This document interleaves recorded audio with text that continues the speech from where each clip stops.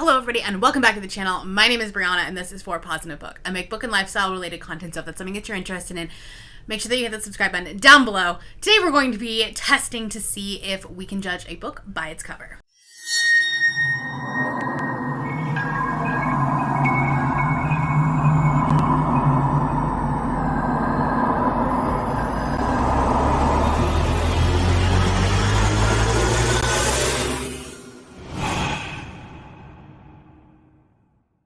For this project, I am going to be collabing with Michelle from Michelle's Library, and we did a little bit of an experiment where we each went to Barnes & Noble and picked out a book based solely on the cover for the other person.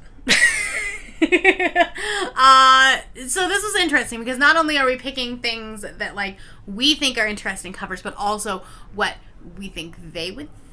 Like I had to pick which I thought she would think would be an interesting cover. So go over to Michelle's channel. I have her video linked down below, so you'll get to see the book that I picked for her and if she liked that. But for now, let's go over to Michelle and see what book she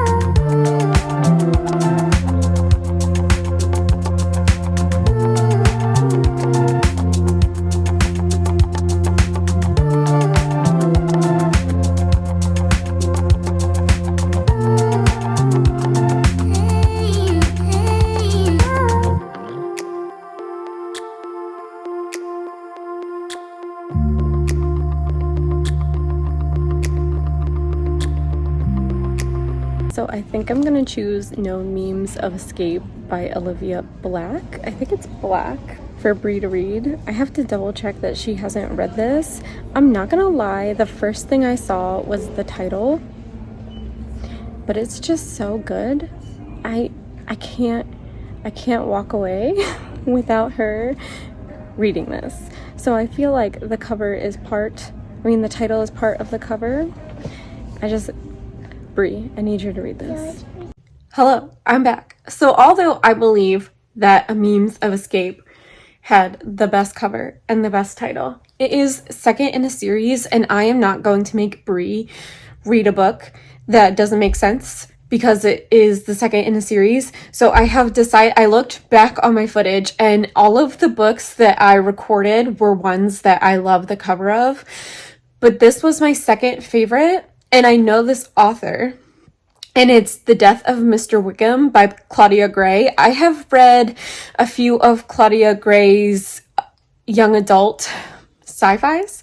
I don't know anything about this book other than I loved this cover.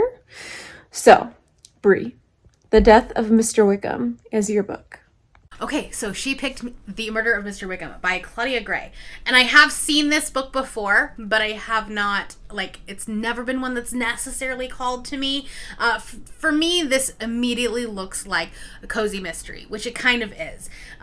It says, had Jane Austen sat down to write a country house murder mystery, this is exactly the kind of book she would have written. Delicious. That gives me a little bit of a hesitation because as a general rule, I don't love cozy mysteries, but on the other hand, I do really love Jane Austen. And so Jane Austen spinoffs are always kind of fun. So let's see what this book is about. The Murder of Mr. Wickham illuminates Jane Austen's best-loved and lesser-loved characters, introduces a dynamic sleuthing duo, and delivers a most satisfying murder mystery in the grand tradition of Clue. I do like Clue. The happily married Mr. Kingsley and Emma are throwing a house party, bringing together distant relatives and new acquaintances, characters beloved by Jane Austen fans. Definitely not invited is Mr. Wickham, whose latest financial scheme has netted him an even broader array of enemies. Ooh. As tempers flare and secrets are revealed, it's clear that everyone would be happier if Wickham got his comeuppance. I can't speak today. Yet they're all shocked when Wickham turns up murdered, except, of course, the killer, hidden in their midst. Nearly everyone at the house party is a suspect, so it falls onto the two youngest guests to solve the mystery. Juliet Tilney, the smart and resourceful daughter of Catherine and Henry, who's eager for adventure beyond Northanger Abbey, and Jonathan Darcy, the Darcy's eldest son, who adhered to the proprietary makes his father seems almost relaxed. Cool. In a tantalizing fusion of Jane Austen and Agatha Christie, the unlikely pair must put aside their own poor first impressions and uncover the guilty party before an innocent person is sentenced to hang. So this does sound kind of fun, kind of interesting. I'm really kind of excited to read this weekend. It's going to be like cold and rainy, maybe some snow this evening. I don't really know. So it'll be interesting to try to read this today. Now, the rules were that we were not allowed to flip over the back of the book or like look at the synopsis or anything. So Michelle picked this off clearly like just solely based off of this cover. And I get it. It's definitely like it's a bold text. It like will draw your attention. The colors are spooky, that kind of thing. So I'm here for that. And let's see how we do.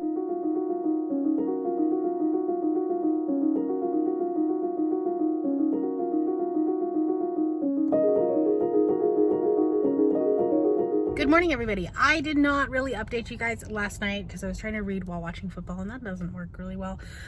But I did manage to get about 20% of the way into The Murder of Mr. Wickham, and honestly, I'm kind of loving it, which is a surprise for me, for sure, because cozy mysteries are not really my thing. This feels like if you put all of the characters of Jane Austen into, like, Agatha Christie's The Mousetrap, which like happens to be my favorite, probably Agatha Christie, probably the one that I'm the most well versed in because I did that play when I was in college, and so like I did study it quite a bit. I'm having a good time. This is fun. We just got to the part where like Mr. Wickham has been murdered, and so now they're like going to everybody and like, you know, talking about like their connection to Wickham.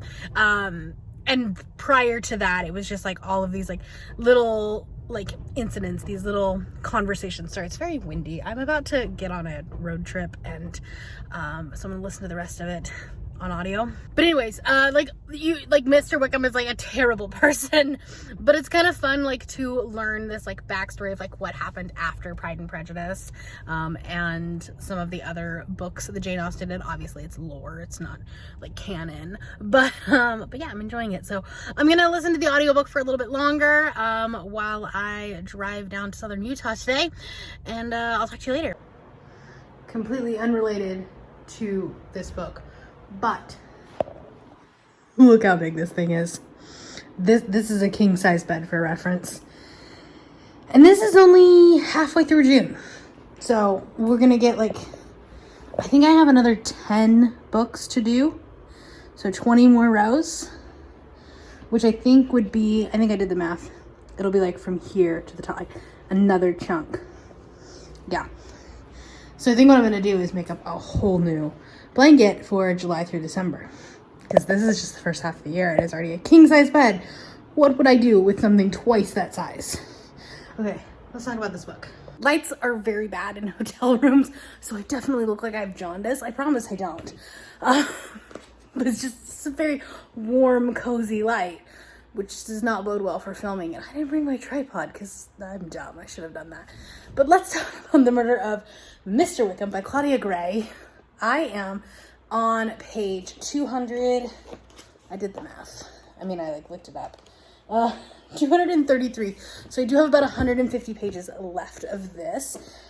I might continue reading it tonight. But let's talk about what I'm thinking.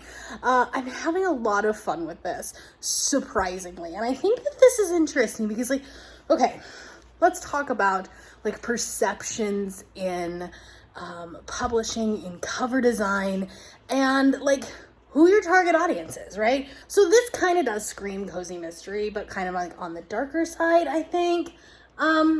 Maybe, possibly, I don't know. Like, it's definitely not like a horror book or like a traditional thriller or something like that. Like, it screams Agatha Christie, right? However, as someone who doesn't read cozy mysteries, I might like completely skip that entire section. But if I saw this face out, I might pick it up off the shelf. Like, that's the thing, especially because it's Mr. Wickham, it's Jane Austen. Like, I would at least like peruse it, see what this was. If I saw this on a BOGO table at Barnes and Noble, so that they're all sitting face up, I would look for this. I would at least like look at the back of it. So the cover does kind of like, it's appealing. It's widely appealing. I kind of talked about before, like the very bold text, the white and the blues and the yellows, like it all kind of works for this, right? So I guess in terms of cover design, like it's doing what it's supposed to do. It is grabbing my attention, especially as someone who doesn't read a lot of cozy mysteries and doesn't really enjoy the genre. Like, I would still look at this. I would still like examine further, right? I don't know that I would have picked it up and read the book if it wasn't for this project, but you know what? I'm really glad I am. Is this a 5-star book for me? Probably not at this point. Like I said, I'm only like 2/3 of the way through. I still have that last 150 pages to go. I do think at the beginning it was really, really strong. It did kind of read like the epilogue of Jane Austen, in the fact that like you're seeing all these characters come together again, or sometimes for the first time. So like in a way it felt a little fan fiction-y, but like not in a bad way. Like there are some books that like when it reads fan fiction-y, it reads fan fiction-y and it's not great. Like I just recently read Long Live the Pumpkin Queen, and that read as really poorly done fan fiction.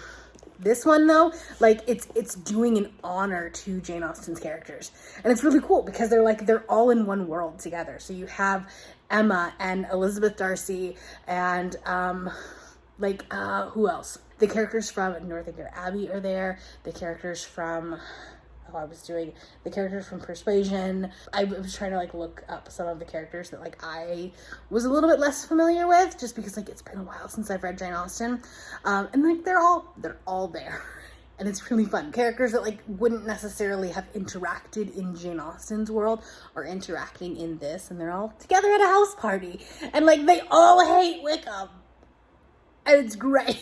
And it felt very Mousetrap, which is one of Agatha Christie's, I would say, more popular. I know it more as a stage play, because that's what I did in college. I was the stage manager in college for The Mousetrap, so I was very familiar with that piece of work, with that script. Spent several months of my life. It's still ingrained in my head a decade later.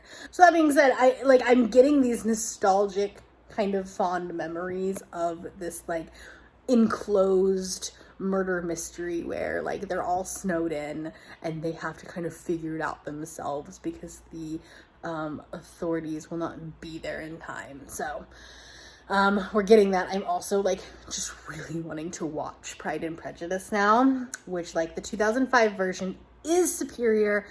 That's my hot take of the night. Sorry to all the purists out there, but the 2005 version is superior, in my opinion, in my humble opinion. Anyway, I've been talking for 6 minutes now, and I am going to finish this book. I would like to be able to finish it tonight. I don't know that that's going to happen, because I have some other projects that I have to get done. We are coming down to the wire, but that's okay. We will get this done. Good evening. I look like a hot mess. It is the next day. It's been a very long day. I was teaching a class all day, but I wanted to catch you up because I did end up finishing The Murder of Mr. Wickham. Here's what I have to say about this. I'm gonna give it 3.5 stars. I feel like that's fair. I really enjoyed a lot of this. However, there are so many characters, which is fine. Like, it's a lot of fun.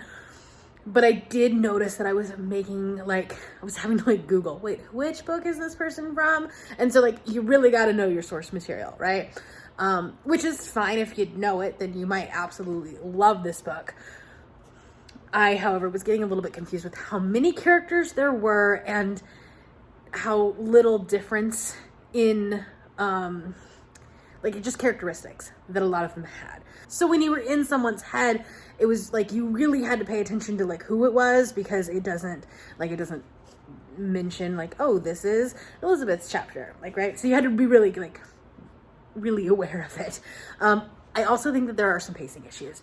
The beginning, really strong. The end, really good. The middle, really dragged. Like, really dragged. So I think that was probably my biggest problem with it. But other than that, I really enjoyed it. And I think that if you like Jane Austen and you like Agatha Christie, that like closed door winter type mystery, I do think that this will work for you. And I'm really glad that I read it. And I'm really glad that Michelle picked it out for me. So thank you, Michelle.